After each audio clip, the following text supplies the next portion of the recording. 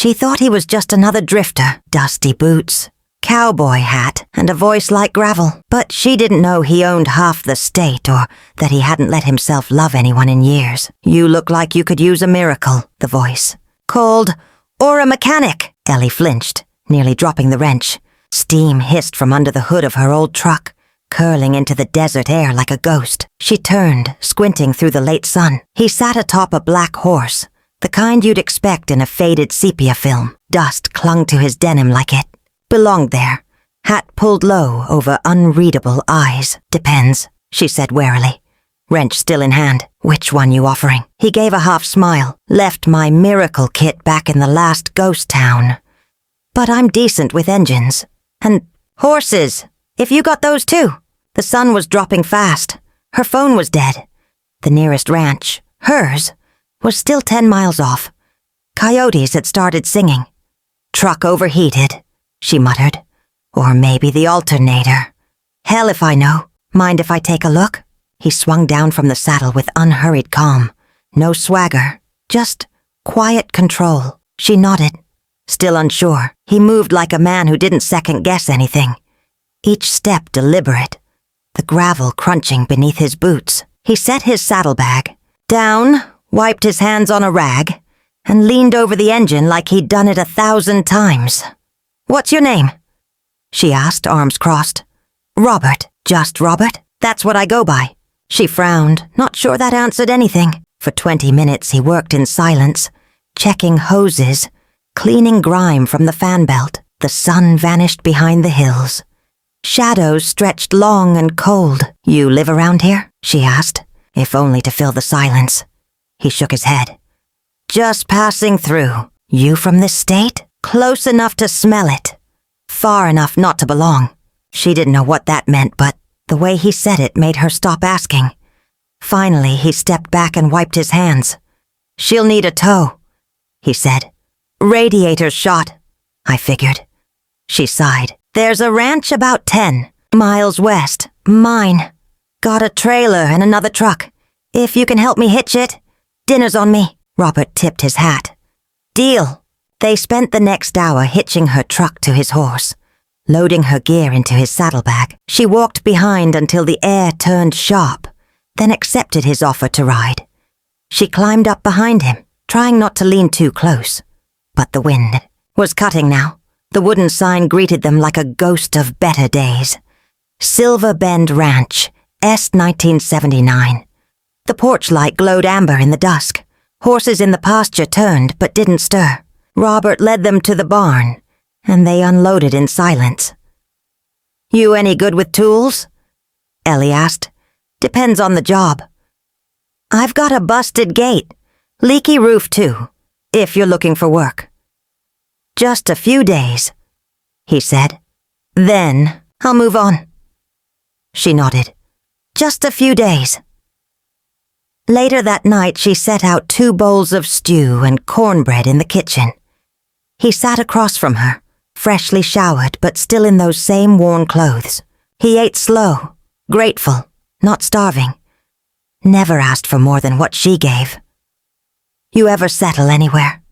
she asked, nursing her drink. He shook his head. "Not in a long time." "Running from something?" He paused. "Running toward peace."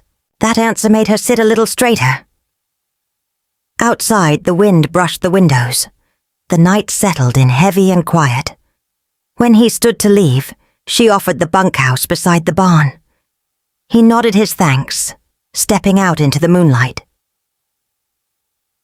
"Ellie!" locked the door behind him, still frowning. There was something about him. Calm, but distant. Kind, but closed off. A drifter, she thought. One of the old kind. But just before dawn, a crash shattered the silence. She shot up in bed, heart hammering. Horses screamed outside.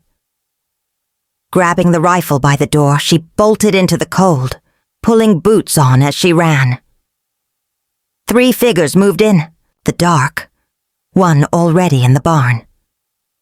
A door swung loose on its hinges. Grunts, fists. A body slammed into wood. She raised the rifle, but then saw him, Robert. He moved with frightening precision, catching one intruder by the collar and slamming him against a post. Another charged. Robert sidestepped, drove a punch into the man's ribs, then swept his legs out from under him. Too smooth to be luck, too clean for a cowboy. The third man took one look at him and ran. When Ellie reached the barn, Robert was already calming the horses, checking the locks. "You okay?" she gasped. "Better question for them," he said, nodding toward the two groaning men on the ground. She stared. "Who are you?" He met her gaze evenly. Just Robert, but she didn't believe that anymore. By mid-morning he'd repaired the barn door, reinforced 2 stalls, and fixed the feed shed hinges. Ellie watched from the porch, paperwork forgotten on her lap. She'd seen grown men curse a busted latch. Robert, he just worked, steady, focused, hands calloused but careful. It unsettled her more than the break-in. She waited until he finished the last nail.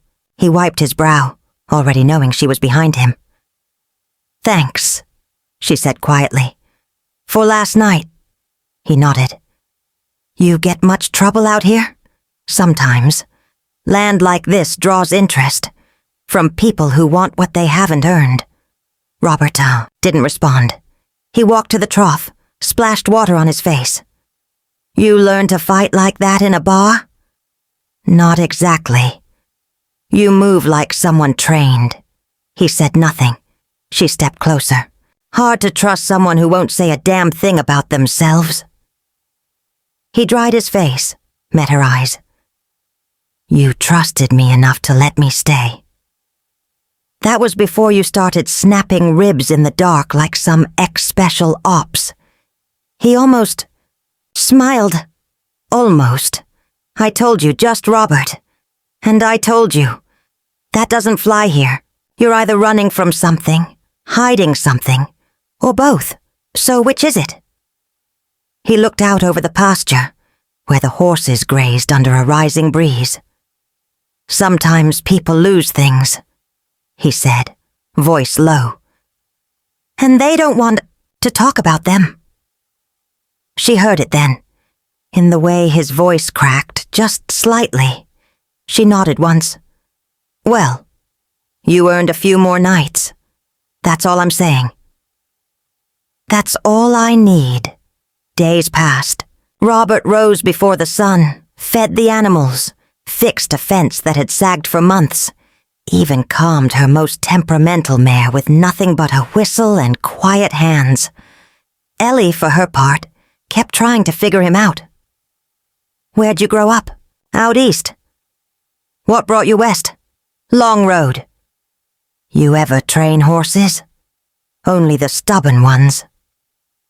Each answer was a brick in a wall he kept building, even as he stood right beside her. One evening, after a long day's work, they sat on the porch. The sky melted from gold to indigo. "My dad used to say," Ellie said, "land's only as good as the man willing to stay and work it." Robert nodded, eyes fixed on the horizon. "I believe land remembers the hands that build it, and the feet that run from it." She tilted her head. "And which are you?" He turned to her, gaze honest, heavy. "I used to build. Then I ran." He looked down. "Still figuring out which part wins." A long silence passed. "You good with horses?" she asked softly. "Because you love them? Or because they listen better than people?" He chuckled, low and tired. "Little of both," she smiled. "You ever think about staying?" His eyes never left the land. "Sometimes you think about staying here?" she asked softly. He turned to her, slower this time. "Would it matter if I did?" She blinked, her chest tightening. "I don't let people in easy," she murmured. "Me neither." Their eyes locked. Something passed between them. Not promises, not declarations. Just a quiet understanding born of hard-lived lives. Two people who had learned to survive, wondering if maybe, just maybe, this time could be different. Then, in the distance, the low rumble of a truck broke the moment. Ellie stiffened, tension snapping back into her shoulders. "That's Ray." Robert watched her face shift, calm melting into steel. "Problem." She nodded grimly. "Big one."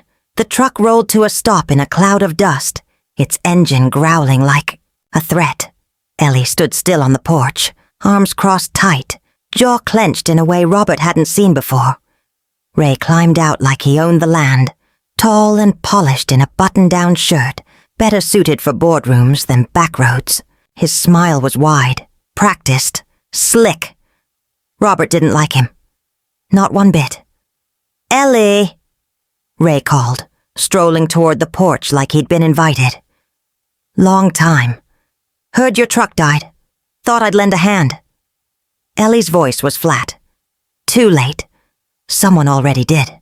Ray's eyes flicked to Robert, who leaned against the post, with casual indifference and watchful eyes.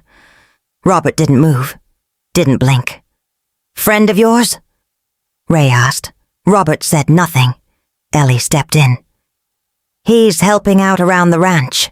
That's all you need to know." Ray chuckled, turning back to her. "That's so. Figured after everything you might be ready to talk business. Offers still on the table." "It never was," Ellie snapped. "You just kept pretending it was." Ray tilted his head, mock hurt. "Come on now. You know you can't keep this place afloat forever. You're one missed payment from foreclosure. I've got the means to fix that." "I'm not selling." He stepped closer, lowering his voice. "You sure? Because next time I might not come asking." Robert straightened. "You threatening her?" Ray turned, blinked. "Excuse me?" Robert descended the steps slowly, calm and controlled. "You came uninvited. You're pushing. That's a threat where I'm from." Ray took a half step back, then caught himself. "You don't know who you're talking to." Robert's smile was tight, cold. "No, but I know the type." Ray's eyes narrowed. "This ain't your business, cowboy." Robert's voice dropped. "It is now." Ellie stepped between them. "That's enough. Both of you." Ray breathed deep, pulling his arrogance back over himself like a coat. "You'll regret this, Elle. You always do." He turned, stormed back to his truck, tires spitting gravel as he peeled off down the road. Robert watched the dust settle. "You okay?" he asked quietly. Ellie nodded, but her fists were still clenched. "He's not going to stop." Robert looked out across the land, jaw tight. "Then neither will I." That night, Ellie barely slept. She checked the locks twice, walked the fence line with a flashlight, and flinched at every noise the wind carried. Robert stayed in the barn, sharpening a blade in steady, patient strokes, his eyes never leaving the door. Just past midnight, a loud metallic bang rang out. The horses screamed in panic. Ellie was already running when Robert burst from the side stall like a bullet. Two men in black hoodies were unchaining the stall doors. Robert hit the first one low, tackling him into the dirt. The second swung a crowbar. Robert ducked, countered, grabbed the man's wrist and twisted. The weapon clattered to the ground. One punch. Two. The second man dropped. Ellie skidded into view, rifle raised, breath ragged. "You good?" Robert nodded, breathing hard but steady. "They weren't pros. Just hired hands." "Ray?" She spat. Robert knelt beside one, rifled his pockets, and pulled out a folded note. No name. Just a crude map of the property. One stall marked. With a red X, Ellie stared at it, her blood running cold. They were going to take the mare. Sell her. damage the ranch's name. Robert stood, eyes dark. He's not just trying to scare you. He's trying to dismantle you, piece by piece. Something shifted inside her. I can't do this alone. You're not, Robert said. The next morning, Ellie found him tightening the fence line with fresh barbed wire. She brought him coffee, stood silent for a while. You didn't even hesitate last night. Robert didn't look up. Didn't need to. You've done this before. His silence was answer enough. Why do you hide it? She asked. He straightened slowly. Because the last time I fought for something, I lost more than I gained, she swallowed. And this time... His eyes met hers. Softer, now. Still figuring that out. She placed the mug beside him on the post. Well, for what it's worth, I'm glad you're here. He nodded. So am I. But in the back of her mind, Ellie knew Ray wasn't done. And Robert, he was starting to look less like a cowboy, and more like a man trained to survive much worse. It started with a box, old, dusty, buried in the back of the loft under rope and broken tack. Ellie wasn't looking for secrets, just extra blankets, when she tripped over it. Heavy, rusted corners, a latch that creaked open. Dust rose in a choking cloud.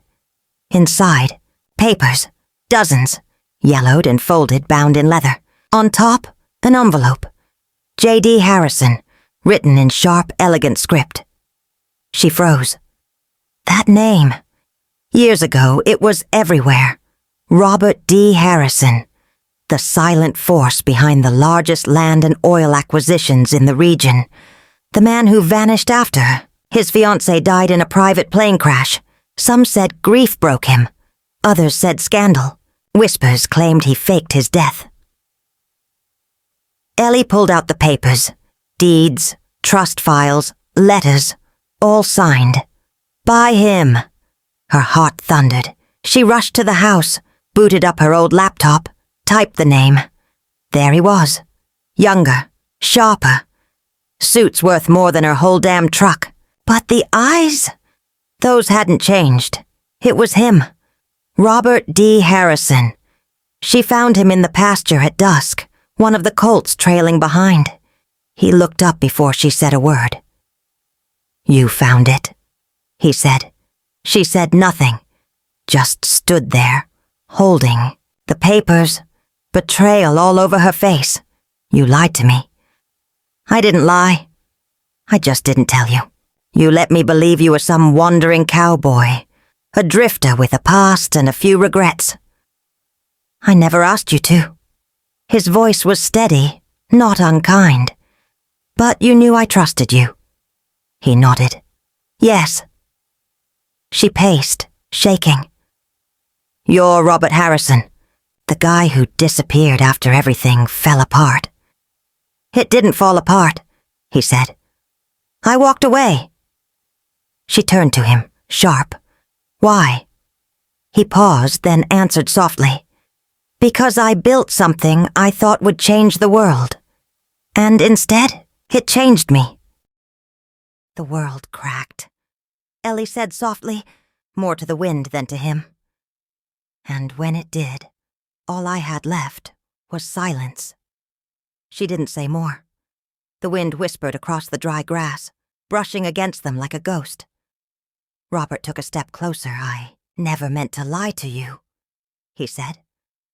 I just wanted to be someone else for a while. Somewhere people didn't see wealth or failure. Just a man with a hammer and a horse.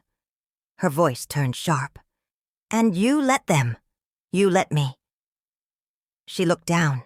The papers in her hands shook. You told me you were running toward peace. But you're still running, Robert. Even here. I know, he said quietly. And I'm sorry. Her eyes lifted, glassy with heat and hurt. I didn't care who you were. But I did care who I thought you were. I'm still him. His voice was barely a whisper. She shook her head. I don't know who you are anymore. She turned, walked away, left him standing in the dimming gold of evening, with nothing but regret in his hands. Behind him, the colt gave a soft, uncertain whinny. Robert didn't move. For the first time in years, he understood what it meant to be seen, and the cost of hiding. Ellie left before sunrise. No note, no goodbye. Just the box of documents on the kitchen table. Untouched, like a monument to everything she once believed, and everything she now doubted. She packed a single duffel bag, drove the backup, truck into town, needing space, needing breath, needing anything that wasn't Robert Harrison. She hated that name now, because it meant that every flicker of trust had been lit on a lie. The man who mended her fences, rode her skittish mares in silence. He wasn't just Robert. He was a millionaire in hiding, a man who once wielded power, who let her believe. He'd laid it down, when all he'd done was bury it.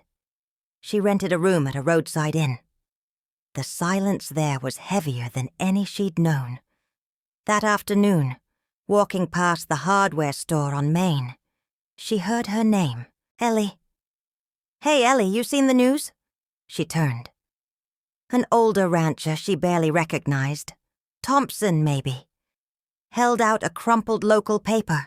2 more families sold. Easton's buying up half the valley. She snatched it from him. The headline was bad. The article worse. Ray Easton, her ex. He was buying fast. Too fast. Every family he approached either disappeared quietly or got strangled in lawsuits. He wasn't just threatening anymore. He was executing. One line made her stomach twist. No resistance expected. Construction to begin on the southern edge of Silver Bend within 90 days. Her land. Her home. It snapped into place. The threats. The break-in. The pressure. Ray wasn't just coming for her. He was wiping out the valley. Deed by deed. Breath by breath. And she'd walked away from the only man who might have stopped him. That night, wind lashed the motel windows. Ellie sat at the desk, untouched dinner beside her, the folded newspaper heavy with meaning. She couldn't stop seeing Robert, his quiet steadiness, the scars on his knuckles, the weight in his eyes. He hadn't lied to hurt her.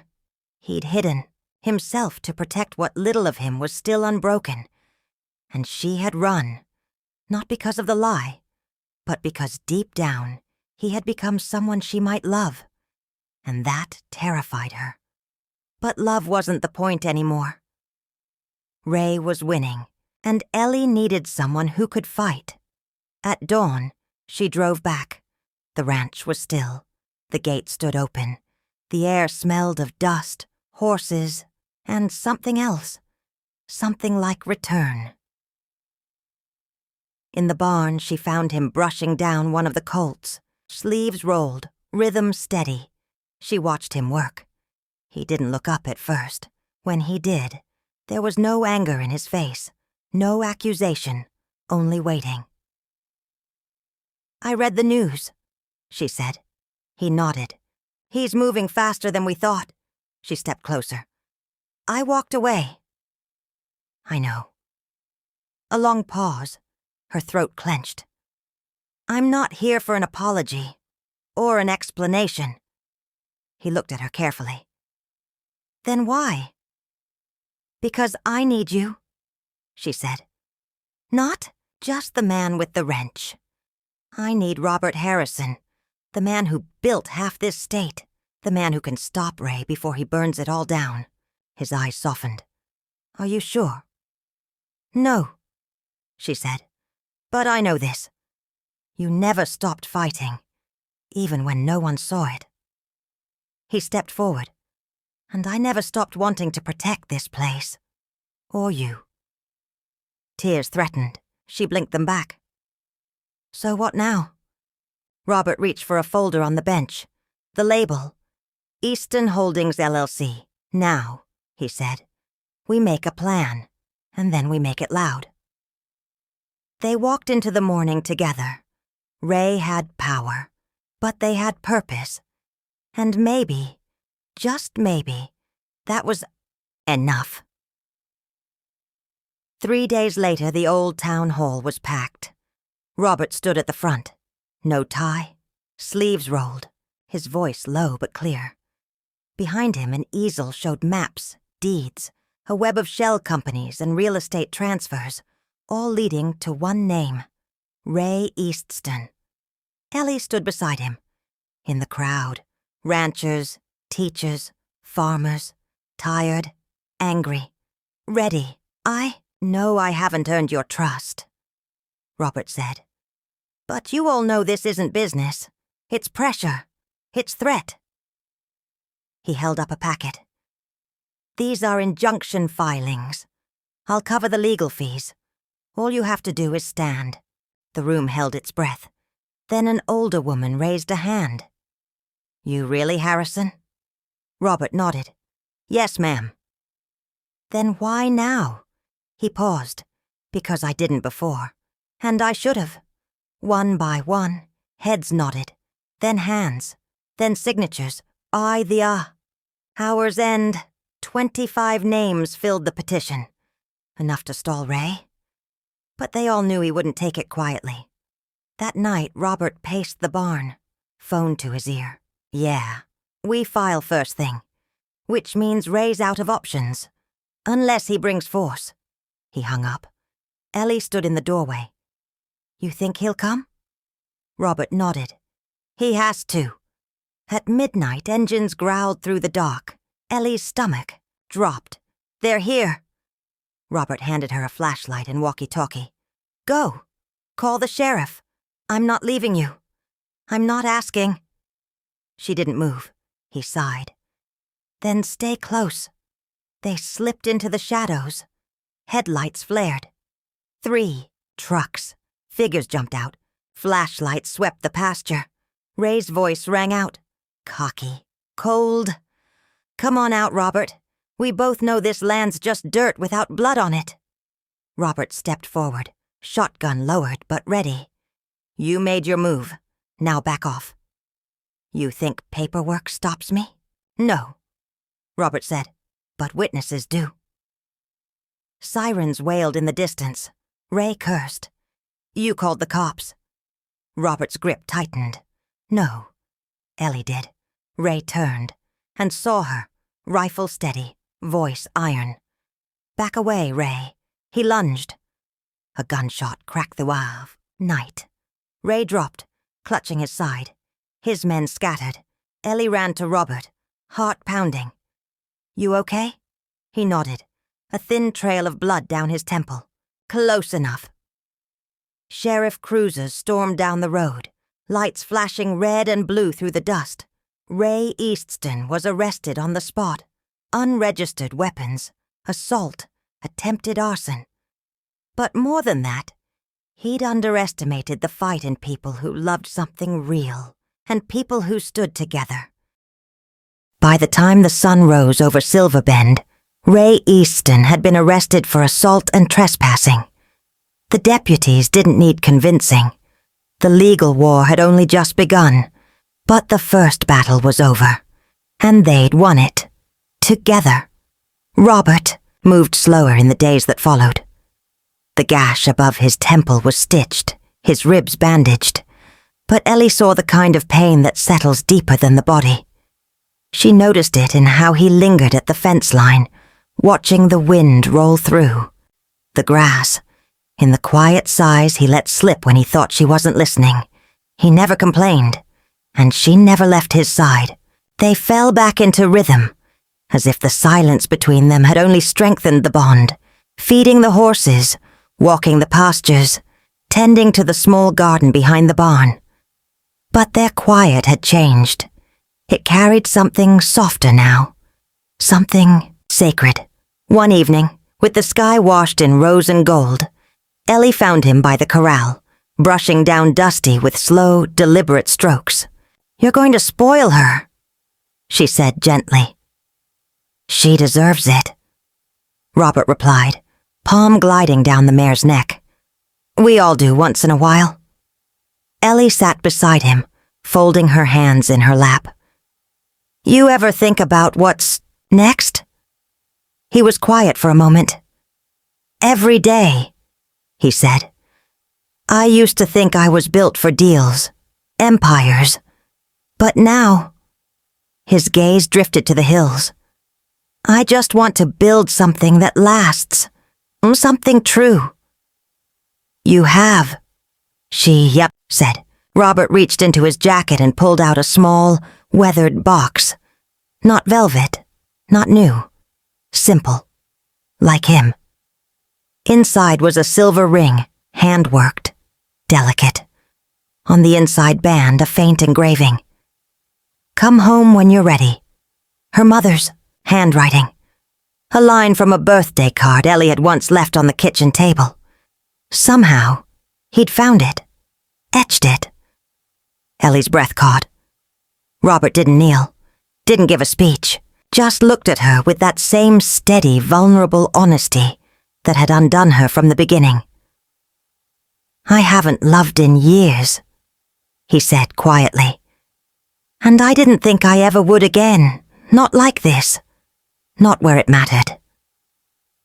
Tears welled in her eyes. I don't need a church, he added. Don't need a crowd. I just need you, and the sound of your boots on the porch every morning. She laughed through the tears and nodded, her voice shaking. Yes. He slipped the ring on her finger.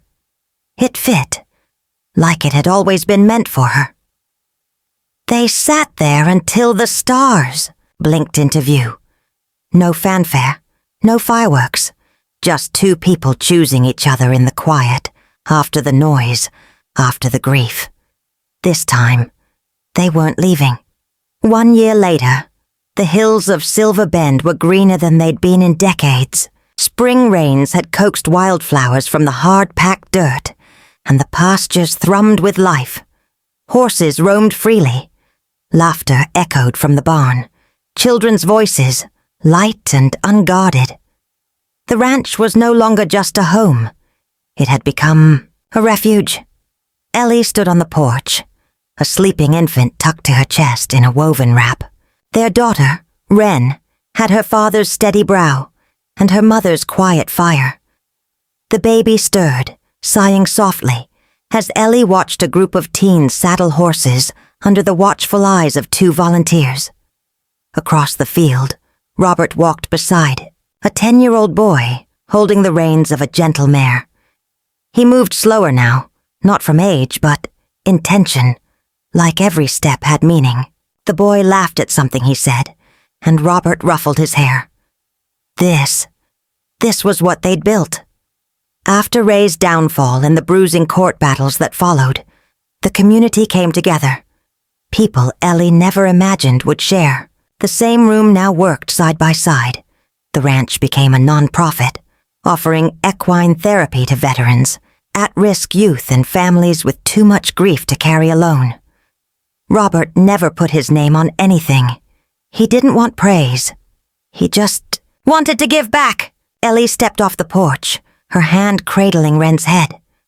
Robert saw her and smiled, that quiet, devastating smile that still undid her. "Morning, Mrs. Harrison," he called. "You're late for breakfast, Mr. Harrison."